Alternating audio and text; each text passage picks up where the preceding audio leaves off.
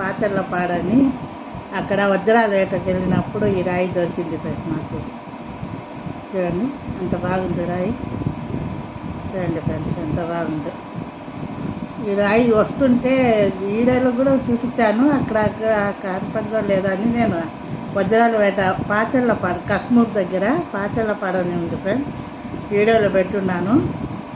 అక్కడ దొరికింది ఫ్రెండ్స్ ఈ రాయి మాకు. చూడండి అంత బాగుంది రాయి. అది చూపిద్దాం.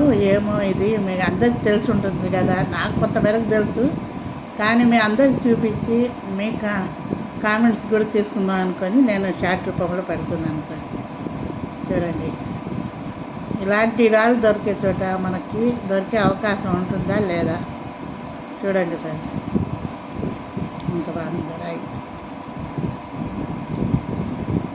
ఇది